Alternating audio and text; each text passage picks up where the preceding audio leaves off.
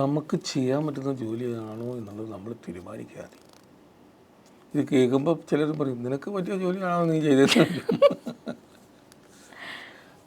അതിന് ഉത്തരം കൂടി നമ്മളിപ്പോൾ തന്നെ പറയുക. അത് നമ്മളെ സ്വയം നമ്മൾ വിലയിരുത്തുക.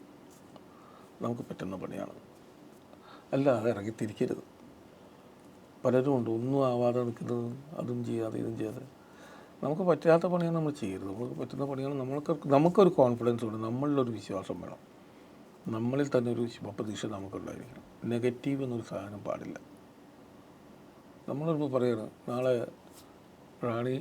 റാണിയായിട്ട് സംസാരിച്ച ആൾ എങ്ങനെയാണ് റാണിയെ കൊണ്ടുവരാൻ സാർ ഞാൻ പറയും, അയ്യോ സാറേ പറ്റില്ല എന്ന് പറയുന്നത്. കൊണ്ടുവരുക പറ്റുമോ ഇല്ലെന്നുള്ളത് സെക്കൻഡറി, അതിന് സമയമുണ്ട് പറയാൻ, റീസൺ പറയാൻ. പിന്നെ എന്താ റാണിയാണ് നമ്മൾ സംസാരിക്കുന്നതാണ്. അങ്ങേർക്കൊരു ശിവപ്രതീക്ഷ ഉണ്ടാവും, നന്ദു അത് ശ്രമിക്കും, അല്ലെങ്കിൽ എന്നാളും ശ്രമിക്കും. പറ്റാത്ത സെക്കൻഡറി. നെഗറ്റീവ് എന്നൊരു സാധനം ഉണ്ടെങ്കിൽ മുമ്പോട്ട് പോകാൻ പറ്റില്ല. ഇത് സിനിമയുടെ പ്രൊഡക്ഷന് പ്രത്യേകിച്ച് പോസിറ്റീവ് എനർജി ആയിരിക്കണം. ഒരു പ്രൊഡ്യൂസറെ സേവ് ചെയ്യാൻ വേണം, ഒരു ഡയറക്ടറെ ഫേവർ ചെയ്യാൻ വേണം. പ്രൊഡ്യൂസർക്ക് നമ്മൾ സേവ് ചെയ്താൽ പ്രൊഡ്യൂസർ ഉണ്ടാവുള്ളൂ. ഡയറക്ടറെ ഫേവർ ചെയ്തില്ലെങ്കിൽ ഡയറക്ടറെ നമ്മളെ വിളിക്കില്ല.